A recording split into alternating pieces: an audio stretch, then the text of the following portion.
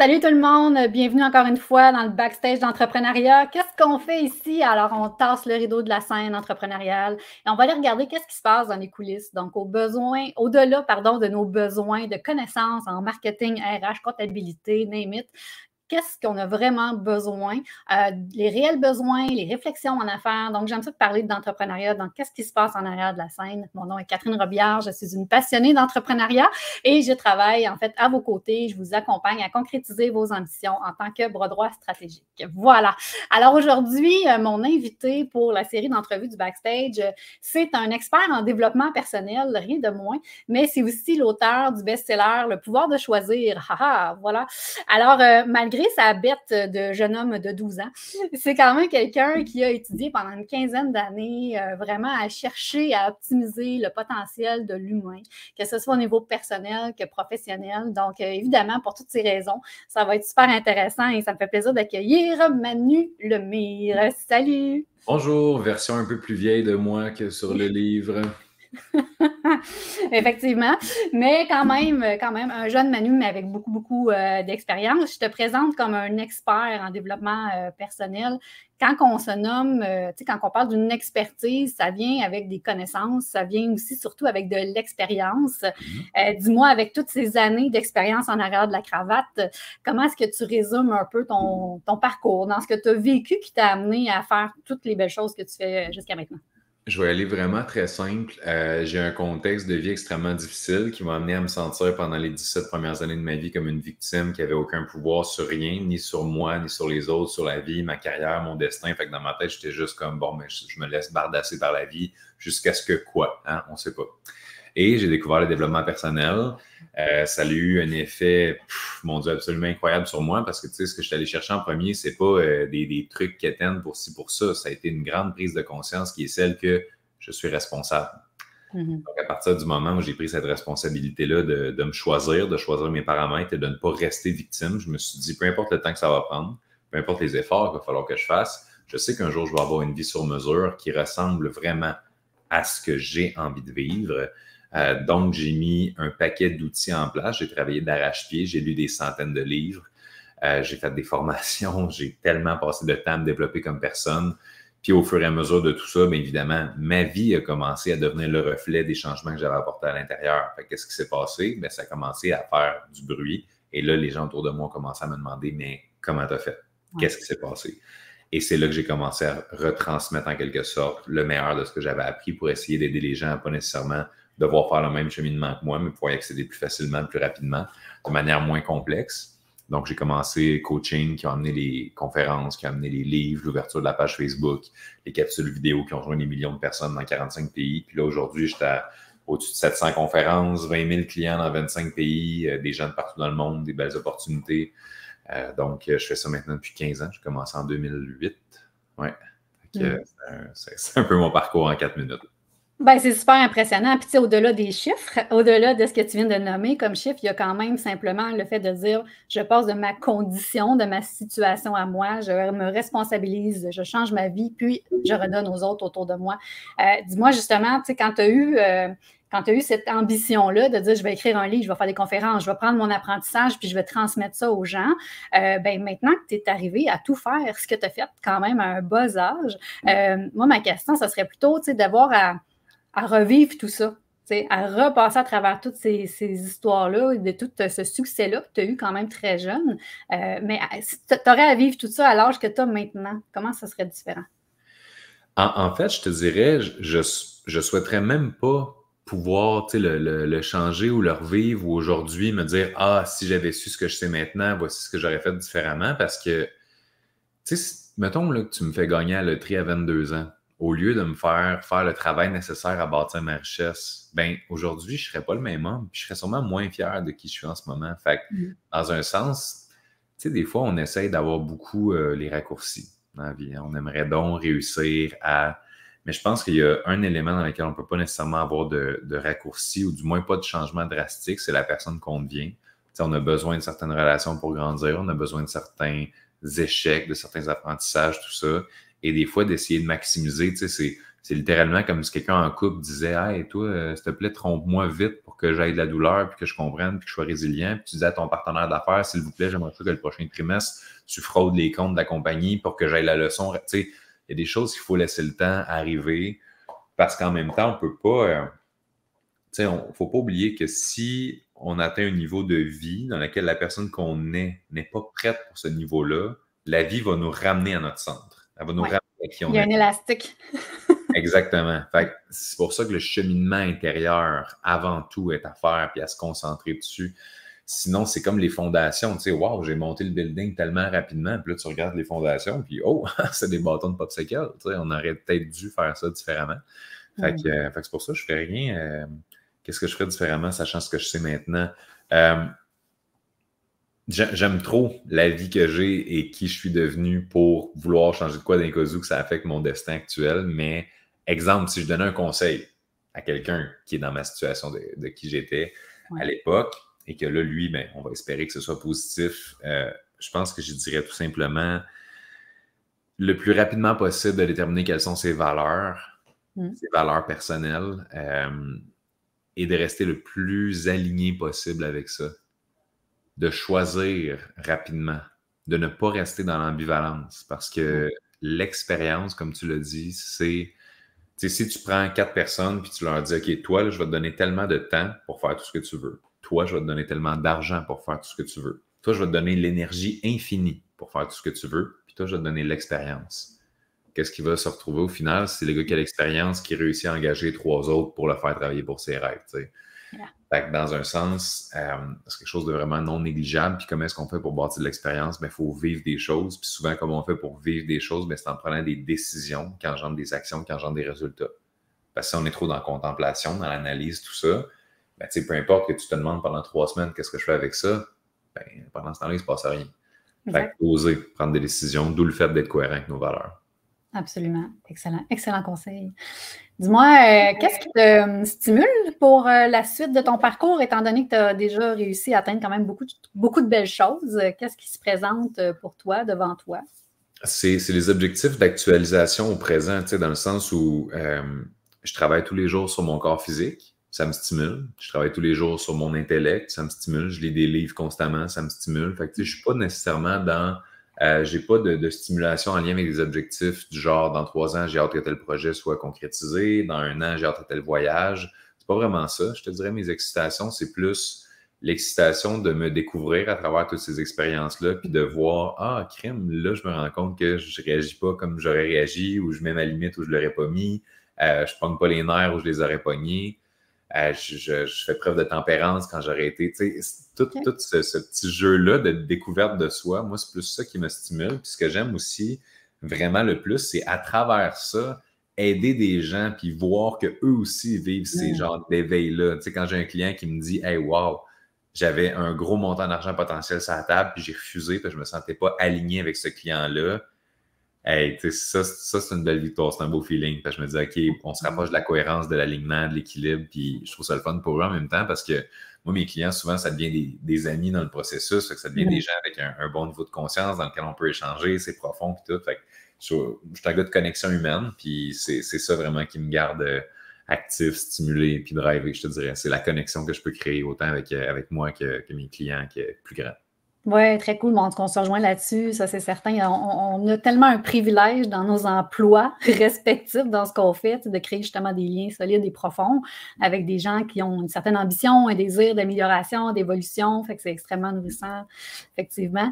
J'ai le goût de challenger sur quelque chose que j'ai vu dernièrement. Tu parlais de toi, d'une espèce de dichotomie un petit peu, là. Tu n'as pas utilisé ce mot-là, là, ça c'est moi. Mais tu sais, tu as un côté de toi qui veut vraiment voir les gens réussir. Tu sais, tu crois beaucoup au potentiel des gens. Puis tu es comme, let's go, come on. Puis tu sais, tu veux leur faire développer leur plein potentiel. Puis ce que tu mentionnais dans la publication, je trouvais ça super intéressant. Tu as aussi une partie de toi qui, on l'a peut-être pas vu beaucoup jusqu'à maintenant, mais tu as un clown en dedans de toi quand même. Tu es quand même quelqu'un qui a beaucoup d'humour, qui aime beaucoup, qui aime beaucoup l'autodérision aussi. Puis tu sais, ce que tu disais aussi, c'est que la vie, c'est juste une grosse joke, là, dans le fond, qu'on va tous mourir demain. Puis, mais là, moi, j'étais curieuse de voir comment est-ce que... Parce que les gens apprécient ça de toi, apprécient ces deux facettes-là de toi. Mais comment est-ce que toi, tu réussis à négocier avec ça? Là, je sais qu'on s'en va un petit peu plus dans le personnel, mais on est là, puis on jase. Mais toi, comment tu négocies avec le petit côté, peut-être, à ta minute, moi, pour mon entreprise, ma business, j'ai besoin de rigueur, de discipline, j'ai besoin de mettre des choses en place, mais en même temps, tu sais... c'est qu'il n'y a pas de dichotomie, en fait, parce que l'un n'empêche pas l'autre. Tu sais, je peux te donner le plus gros breakthrough de ta vie en coaching, puis en même temps te faire la pire joke sarcastique ou ironique la seconde d'avant ou d'après. Puis pour moi, c'est justement, ce n'est pas des forces en dualité, fait que c'est pas dichotomique, c'est justement hyper complémentaire parce que, tu sais, oui, on va parler de gros objectifs, de gros chiffres, de résultats, puis d'affaires de même, mais en même temps, je suis comme, tu trouves ça drôle, ton parti, as-tu le droit de rire, tu te permets-tu d'avoir du fun, du plaisir? C'est dans mes valeurs fondamentales, il y a l'humour, puis il y a le plaisir dans mon top 10. Parce que sans ça, tu sais, in the end, là, tout ce qu'on fait, okay? Pourquoi on s'entraîne, pourquoi on est en couple, pourquoi tout ce qu'on fait, c'est pour être heureux. On a tous le même but, là. On a tous à la même place, le bonheur. Pour moi, le bonheur est très associé à sa capacité de le... Parce que, tu sais, le bonheur est tout le temps là. Fait que c'est notre capacité de le vivre et de l'accueillir, de le voir, de le percevoir. Puis cette capacité-là, on l'a tous, mais elle est obstruée par des filtres que sont la pression de performance, la comparaison à la société, là, tu sais, il y a tellement de choses. Fait que ce que j'essaie de faire souvent avec mes clients, c'est de les aider justement à éliminer les espèces de filtres qui empêchent de percevoir que ce bonheur est là, tout ça.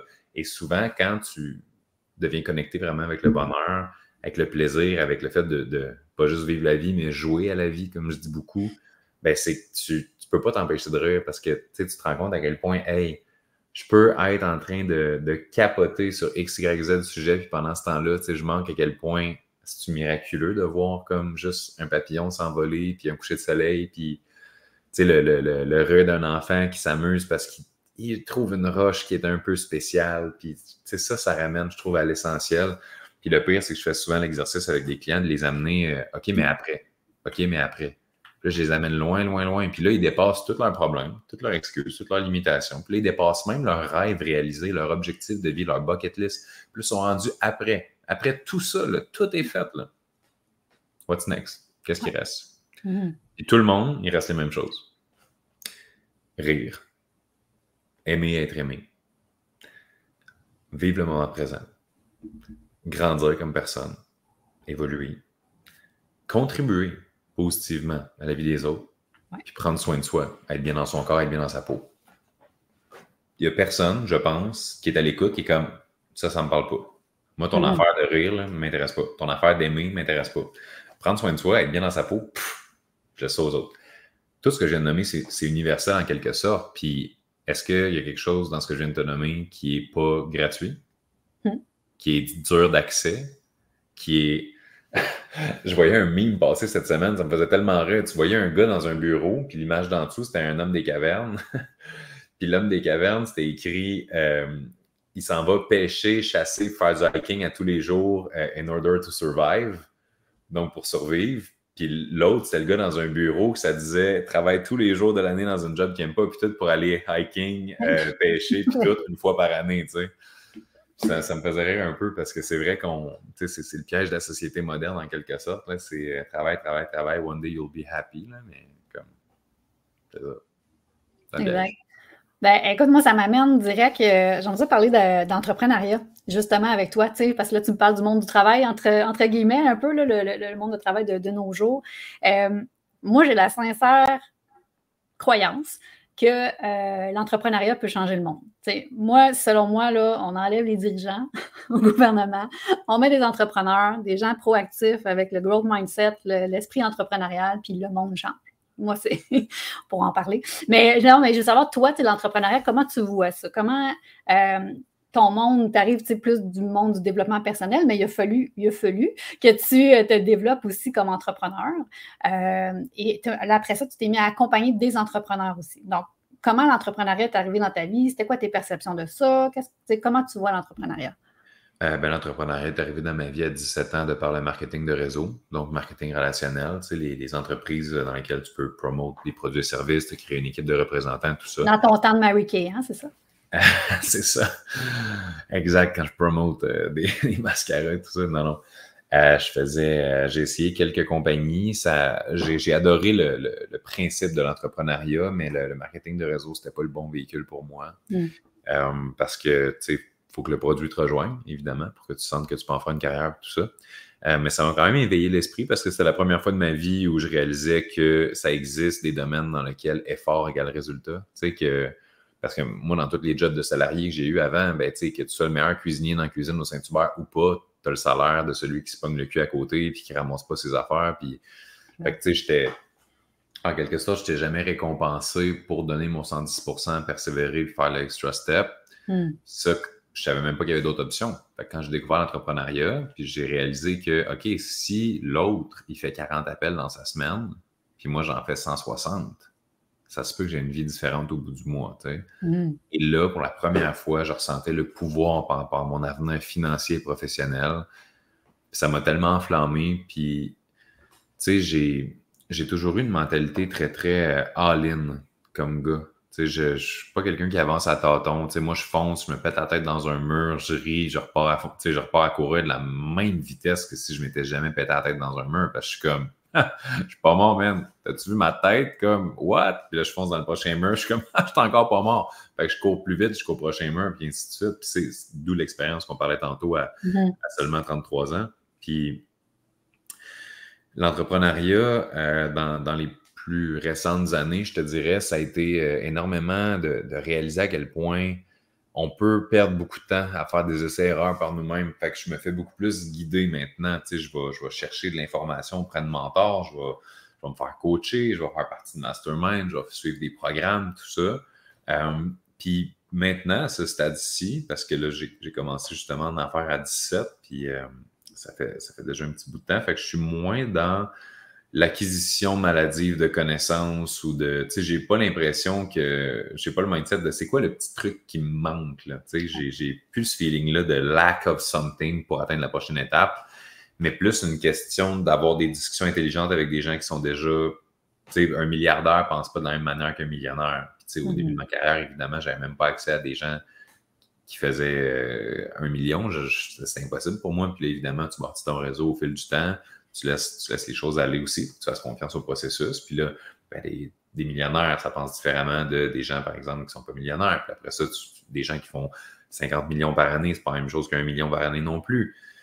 Puis là, plus tu évolues, plus tu te rends compte que la façon dont ils gèrent leurs ressources, c'est différent. La façon dont ils prennent leurs décisions, c'est différent. La façon dont ils gèrent des employés, la façon dont ils voient, tu sais, la vision globale.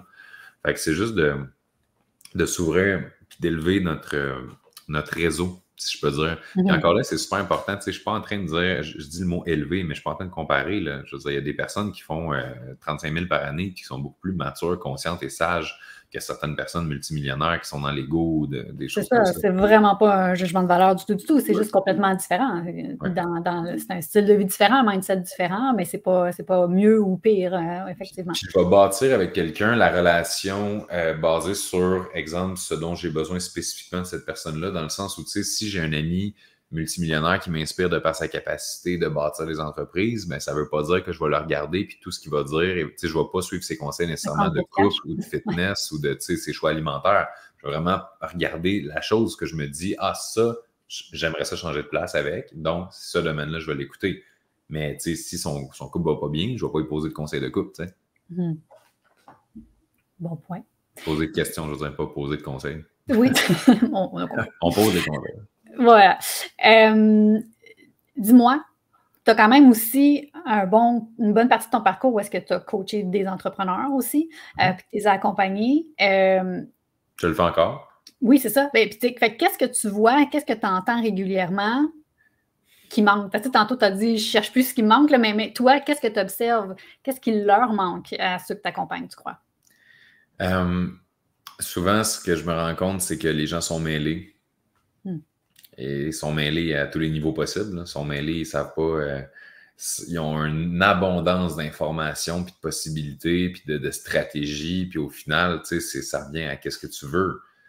Comme Puis simplement, là, comment tu fais pour atteindre ce que tu veux de manière simple, logique, cohérente, consciente, claire? Parce que tu sais, il y en a 20 000 des chemins vers la liberté financière. Là. Fait que si tu en cours 7 000 en même temps, par exemple, ça se peut que tu te sentes overwhelmed, débordé, puis tout ça. Fait que je te dirais, moi, je vais vraiment aller en profondeur avec mes clients pour les aider avec la fameuse question qu'est-ce que tu veux, mais tu sais, pas juste réponse spontanée de ah, ben là, je veux augmenter mon chiffre d'affaires. Non, non, on va aller très, très, très, très deep, comprendre la racine des besoins, des désirs des gens, pour aller voir aussi comment est-ce qu'on fait pour arrêter de vouloir certaines choses. Parce qu'on se rend compte que c'est pas nous qui les voulons. Déjà là, tu crées de l'espace en quantité industrielle dans la vie de quelqu'un quand au lieu de l'aider à courir son marathon, tu lui fais se rendre compte qu'il n'a pas besoin de courir le marathon. Puis là, soudainement, la personne, est rendue avec un samedi de libre, elle a de l'énergie pour faire autre chose, puis tout, parce qu'elle ne vient pas de se taper un marathon, tu sais. Voilà.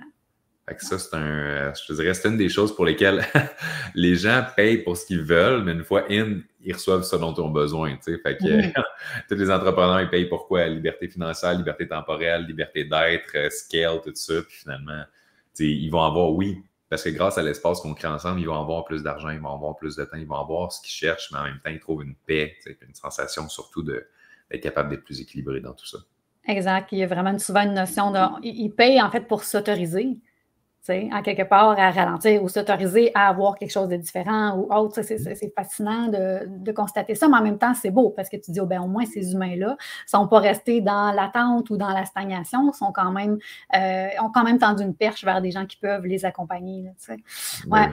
Cool. Puis, pour moi, l'entrepreneuriat aussi, c'est d'assumer, de porter un message. Je pense que c'est vraiment super important que tout entrepreneur soit capable de nommer justement quel sens il donne à son entreprise. C'est oui, la direction, la vision, mais aussi c'est quoi le sens qu'il apporte à son entreprise, puis d'être en mesure de partager ça aussi avec les autres.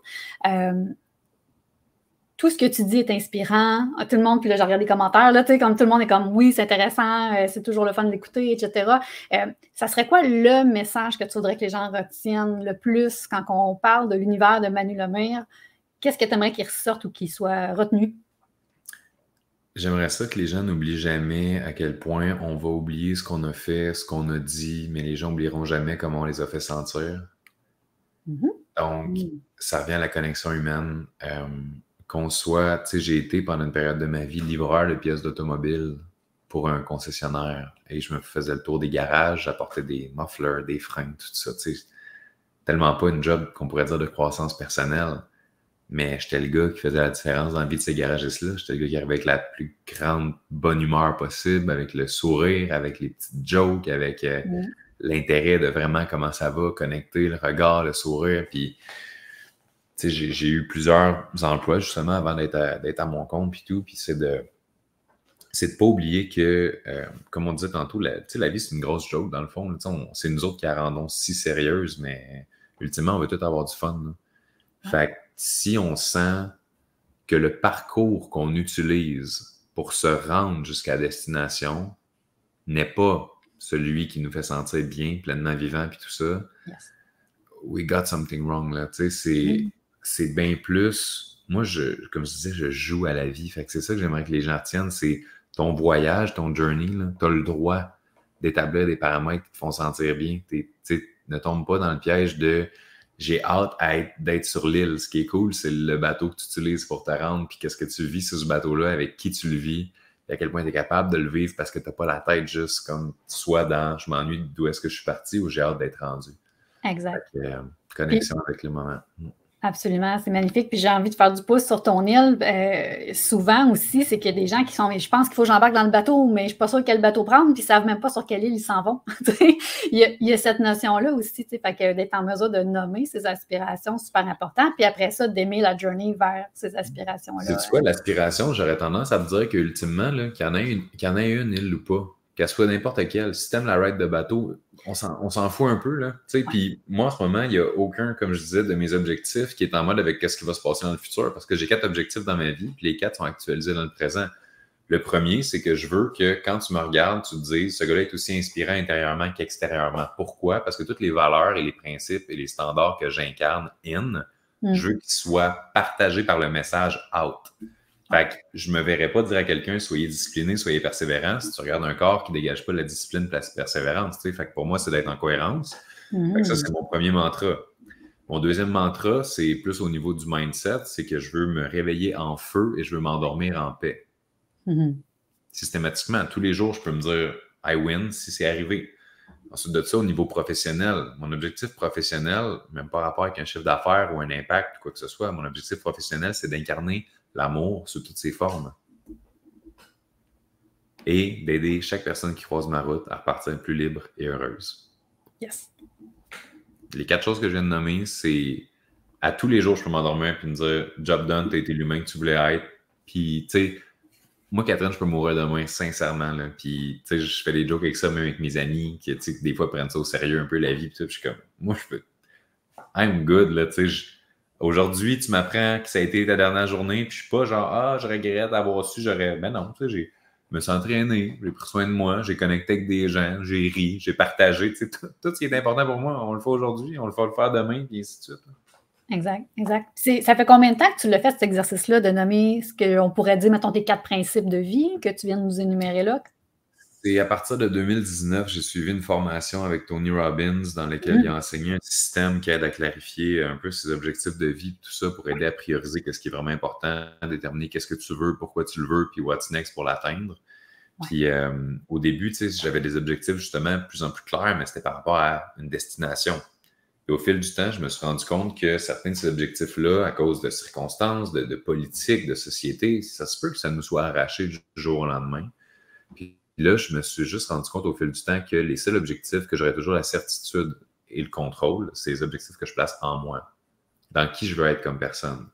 Fait que tout ce que j'ai nommé tantôt, t'as beau me faire arriver quoi que ce soit par qui que ce soit, ultimement, qu'est-ce qui va m'empêcher de donner le meilleur de moi-même pour connecter avec les gens? Qu'est-ce qui va m'empêcher de faire des choix alignés avec mes valeurs pour m'endormir en paix le soir?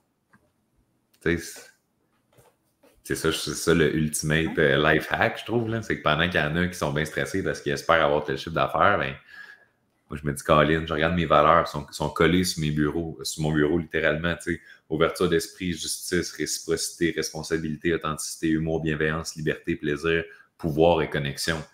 Tant que je reste aligné avec ça. Exact, exact. C'est fantastique la puissance que ça nous donne, l'ancrage que ça nous donne après ça. Quand il arrive les aléas de la vie qu'on ne contrôle pas, on est solide, nos racines sont claires. Ça nous donne aussi des balises aussi quand on a des opportunités, quand on a des grosses décisions à prendre. Paf, toi, sont écrits sur ton bureau, mais c'est ça, quand sont connus, sont intégrés, le travail a été fait de bien nommer qu'est-ce qu'on désire réellement. C'est fou la facilité que ça peut apporter par la suite. Hein. J'avais entendu une quote, je trouvais ça super, c'était la personne la plus riche, c'est pas celle qui a tout, c'est celle qui a besoin de moins. Parce que celle qui a tout, tu peux tout y enlever, tu sais. Celle qui a besoin de rien. C'est la grosse différence. Je ne dis pas ici, je suis extrêmement ambitieux comme gars, j'ai des buts, j'ai des projets, j'ai une carrière, j'ai une business, puis je dis pas à mon équipe au rapport trimestriel, bon, ben on verra ce que ça donne, tu sais, j'en ai des buts, tout ça. Ouais. Mais j'ai pas besoin de les atteindre. J'aimerais, je veux, ce serait le fun, mais comme si c'est pas atteint, OK, je reste aligné, j'ai continué de prendre soin de mon corps, comme je disais tantôt. Fait que je pense que c'est une autre des choses que je recommanderais vraiment à tout le monde qui ont peut-être l'impression d'être pressés, tu sais, qui courent puis qui sentent que le cœur se serre, le poids, ses épaules, tout ça, c'est de ne pas oublier que, in the end, tu sais, c'est-tu vraiment ça qui compte? Espèce de destination, atteindre. Je sais pas. Ouais. Ce qui est véhiculé beaucoup avec le coaching puis les coachs en ligne présentement, c'est beaucoup la vie de rêve, la notion de vie de rêve, de partout en affaires, tu vas avoir ta vie de rêve, etc. Puis après ça, les gens en démarrage, ils font comme, elle est où ma vie de rêve? Est-ce que tu crois, toi, au principe que chaque personne peut partir un projet d'entreprise et aller chercher sa vie de rêve? Ben oui, pourquoi pas. Okay. De quoi qu'ils ont besoin, ces gens-là? Non, mais je pense vraiment que, tu sais, moindrement que ton cœur est aligné avec un service ou un produit que tu as envie d'offrir qui provide vraiment de la valeur dans un marketplace qui en a besoin, pourquoi tu ne réussirais pas à tirer ton épingle du jeu? C'est juste qu'il y a des gens, des fois, qui essayent de vendre quelque chose qui est aligné avec eux, mais dont personne n'a besoin, ou qui vaut rien, ou qui est dans un espace saturé, ou qui est mal. Tu sais, mon coaching actuel n'a rien à voir avec mon coaching d'il y a 15 ans. C'est aussi les gens qui commencent doivent le comprendre. Tu n'es pas censé commencer bon. Fait accepte d'être poche pendant un certain temps, puis de ma première conférence versus ma 700e, mon premier podcast versus mon 150e, tu sais, c'est un monde de différence, là. Mais c'est d'accepter ça. Et si on est prêt à l'accepter, bien ensuite, est-ce qu'on aime mieux réaliser un rêve dans 10 ans? Est-ce qu'on aime mieux atteindre notre liberté financière dans 15 ans? Ou jamais? Puis des fois, il y a des gens qui vont comme faire « Ah ouais, c'est vrai, j'aimerais mieux que ce soit dans 10 ans que jamais. » Mais avant de réaliser ça, ils ont l'impression que s'ils ne l'ont pas dans 2 ans, ça veut dire que c'est pas fait pour eux, ils ne sont pas alignés.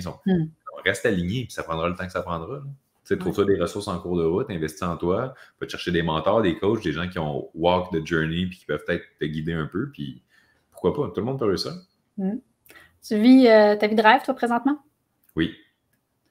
As-tu l'impression que c'est quelque chose qui peut rester là, ou c'est quelque chose que tu travailles en continu? Ah, c'est du travail en continu. Mon Dieu, ça n'arrêtera jamais. Hey, mettons là, que je te dirais, wow, j'ai mon corps de rêve, par exemple. Je peux arrêter de m'entraîner. J'ai ma relation de rêve. Fuck les Saint-Valentin, les Noëls, les dates, puis tout ça. Hey, voyons donc, chérie, on avait notre relation de rêve. Qu'est-ce qui se passe? Mais non, c'est de l'entretien constant. Puis ça, je pense que c'est une illusion de laquelle il faut se débarrasser le plus rapidement possible. C'est l'illusion qu'un jour, on va pouvoir enfin relaxer. Mais non, mais non. Non, le travail, c'est jusqu'à la dernière seconde. Là. C'est juste du travail aligné. Parce que la douleur va toujours faire partie de la vie, puis la douleur, c'est différent de la souffrance. Parce que de la douleur qui est associée à un sens crée de la croissance, mais de la douleur qui est associée à un non-sens va créer de la souffrance. Puis ça fait toute la différence. C'est juste qu'il faut accepter que it's gonna be hard, no matter what. Ouais. Écoute, je vois le temps passer. Je vais aller avec 2 autres questions, OK? Parce que j'en aurais peut-être 12, là, mais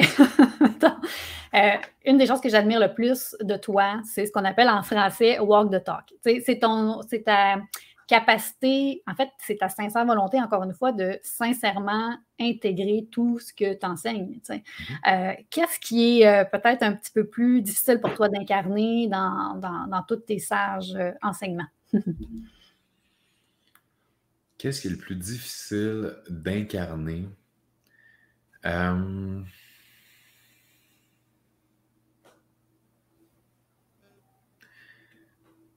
te dirais, c'est dur à répondre pour moi en ce moment parce qu'avant, j'essayais d'incarner vraiment beaucoup de choses en même temps. Je me mettais un peu plus de pression. Tu sais, j'avais beaucoup la sensation de il y a tellement d'affaires. Puis là, à cette heure que je me suis habitué à développer la capacité de mettre mes limites, de dire non plus souvent, j'ai créé l'espace requis dans ma vie pour être capable d'avoir le temps, l'énergie, la charge mentale capable d'appliquer justement ce que j'enseigne. Fait que, qu'est-ce qui est plus difficile? Je veux dire, certaines fois, c'est la cohérence, par exemple, quand j'ai un conflit de valeurs. Ça, c'est un peu comme tout le monde. Fait que, si j'ai la valeur de l'ouverture d'esprit, qui est en conflit avec la valeur de, mettons, la responsabilité. Qu'est-ce que je fais? Comment je fais pour savoir à quel point telle valeur est plus importante, tout ça? Fait que, ça peut arriver que, par exemple, j'ai la valeur du plaisir, mais j'ai la valeur aussi qui est justement de la liberté. Fait que moi, je veux une liberté corporelle. Fait que je veux me sentir bien. Fait que théoriquement, je bois pas d'alcool, je prends soin de moi, je fais ci, je fais ça. Mais là, j'ai la valeur du plaisir. Puis là, mon ami arrive avec une bonne bouteille de vin, puis ça va être le fun, on fait ça, on célèbre. Tu comprends? Ces conflits-là. Fait que des fois, il va y avoir des moments où est-ce que je suis plus aligné d'une valeur, moins aligné de l'autre. Fait que je vais payer, je vais avoir les conséquences associées à mes actions. Mais je te dirais pas que, mettons, il n'y a rien que je vais dire au monde, faites ci, faites ça, puis que moi, dans le fond, c'est une toute autre histoire. Là. Je suis vraiment aligné et cohérent par rapport à ce que j'enseigne. Vraiment cool. Puis écoute, j'ai pas le choix de faire du pouce là-dessus parce que j'ai un outil gratuit pour permettre aux gens de déterminer leur valeur, mais aussi leur positionnement. Pour être capable, justement, dans un cas de conflit de valeur, d'être capable d'aller déjà répertorier. Fait que dans le fond, ta liste des 10 mots sur ton bureau, de les mettre en espèce d'ordre dans une situation ultime et caricaturée, lequel tu choisirais entre les deux. Là. Mais bref, fin de la parenthèse, bien sûr. On va terminer avec une question un petit peu plus... c'est la question du public. J'ai demandé à quelques personnes que je sais qui te connaissent de poser des questions pour toi. Puis, je ne sais pas si tu as triché, je ne sais pas si tu les as vues, mais écoute, je vais prendre la meilleure, OK? Je vais prendre celle que j'aime. Rien vu passer. Okay. Écoute, je vais prendre la question de Sonia Tremblay, qui est une super coach en leadership.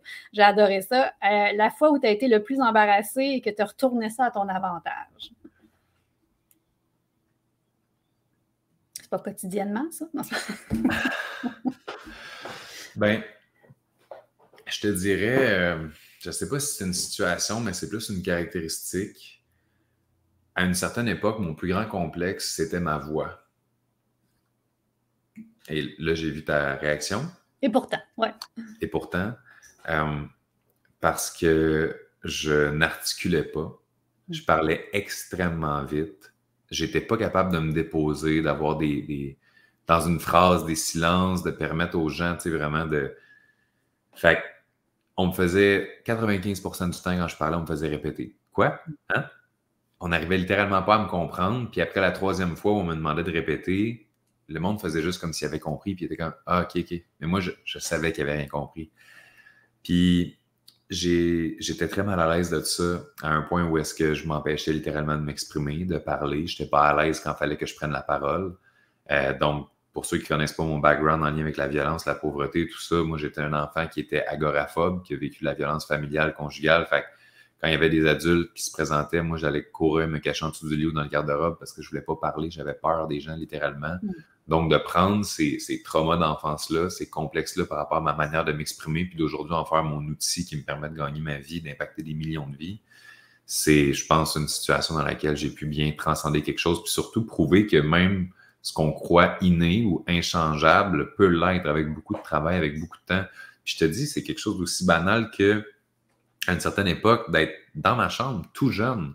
Ben, je devais avoir autour de peut-être 19 ans quand j'ai commencé à travailler sur ma voix, parce qu'il y en a qui vont dire « Ah, t'avais pas fini de muer ou quelque chose. » Non, j'avais ma voix d'adulte qui n'était pas du tout celle-là. Là, je faisais mes tests. Bonjour, je m'appelle Manu, comment? Puis là, je testais, puis je me disais « OK, celle-là me fait mal à la gorge, celle-là me fait mal à la tête, celle-là, j'ai de la misère à respirer. » Puis éventuellement, j'ai juste développé avec beaucoup de temps, beaucoup d'efforts, cette capacité-là de mieux m'exprimer et de tourner ça en un avantage pour lequel maintenant on me dit souvent « Tu as tellement une voix apaisante ou radiophonique ou tu devrais faire des audios de méditation. » Donc, ouais, je pense que c'était un grand malaise pendant une bonne partie de ma vie. OK, good. Excellente réponse. Justement, est-ce qu'il y a des audios de méditation qui s'en viennent? Qu'est-ce qui s'en vient pour toi? On va prendre ce segment-là. Donc, tes paupières sont lourdes. Voilà. Alors, on peut l'isoler et les gens peuvent écrire la suite pour eux-mêmes. Mais non, il n'y a rien de ce côté-là. Je n'ai pas de matériel en production non plus. Mais quoi d'autre? Qu'est-ce que tu peux nous révéler sur ce qui s'en vient pour Manu Lemire? Qu'est-ce qui s'en vient? Ben, dans le fond, là, il y a un nouveau film avec The Rock qui va sortir en 2024. Moi, j'ai aucun rapport là-dedans. Bon, c'est la première des nouvelles. Mais par rapport à moi, non, c'est mon humour. Une fois sur deux, c'est pas drôle. En 2020, je te donnerai pas de chiffres, j'ai un podcast qui s'en vient. Good.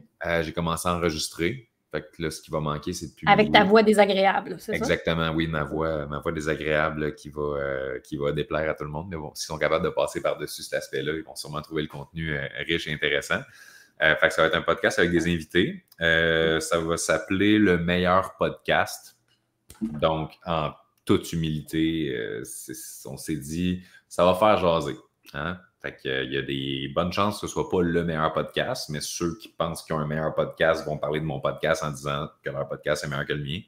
Cool. Donc, ça va faire boule de neige. Excellente stratégie, c'est SEO pour Google. Et voilà. Fait que, pour vrai, mon t-shirt dans Google, le meilleur podcast. Voilà. Who knows? Fait qu'il y a ça qui s'en vient. Sinon, évidemment, j'ai mes programmes de coaching, autant pour monsieur, madame, tout le monde qui souhaite faire du développement personnel, transformer qui ils sont. Les entrepreneurs qui souhaitent être en démarrage, donc se lancer en affaires, j'ai des programmes pour ça aussi. Autant que mes masterminds plus pour entrepreneurs avancés qui sont au-dessus du 100 000 par année puis qui veulent scaler leur business, plus de liberté et tout ça. Fait que ça ressemble à ça au niveau projet, produit et tout. Et je recommande à tout le monde, s'ils veulent vraiment un contact avec moi, m'écrire, me donner du feedback par rapport à aujourd'hui, de m'écrire sur Instagram. C'est la plateforme où est-ce que je suis le plus accessible. C'est Man Lemire, comme c'est écrit à l'écran, mon nom d'utilisateur. Fait que les gens peuvent tout simplement me rejoindre là-bas. D'ailleurs, j'ai tendance à, quand tu me dis « Hey, je t'ai entendu dans un podcast, mettons avec Catherine, tout ça », je donne des cadeaux. Okay? Fait que je ne sais pas d'avance c'est quoi les cadeaux parce que les promotions changent, les offres changent. Des fois, ça va être un outil gratuit par rapport à ce que la personne a dit qu'elle a besoin. Mais je donne des cadeaux à tout le monde qui m'écrivent. Fait que écrivez-moi en privé, puis ça me fait plaisir de savoir qu'est-ce que vous avez pensé d'aujourd'hui en même temps. Merveilleux. Manu, je vais mettre les liens pour te rejoindre en commentaire, bien sûr. Je te remercie infiniment pour ce moment, toujours enrichissant, toujours d'une profondeur en même temps. C'est léger, on discute. Vraiment, toujours. En tout cas, ce que je vois les commentaires, je ne suis pas la seule à apprécier ta présence puis tes enseignements. On te souhaite que du bonheur sans la quête du bonheur pour les prochains jours, les prochaines semaines, les prochains mois à venir et tes différents projets. Je te remercie encore une fois, puis j'invite évidemment les gens à aller te suivre sur tes différentes plateformes. Merci beaucoup de m'avoir reçu. Merci à toi. Merci tout le monde d'avoir été là. Restez à l'affût. J'ai d'autres super invités qui s'en viennent dans le backstage de l'entrepreneuriat. D'ici là, tendez la perche si vous avez besoin de parler, ventiler, si vous voulez avoir un regard extérieur. Vous pouvez me rejoindre Bras droit stratégique ou simplement d'aller tendre la perche à d'autres collègues entrepreneurs. C'est nécessaire pour vous de vous entourer de gens qui comprennent votre contexte d'affaires. Alors voilà, à une prochaine. Merci d'avoir été là.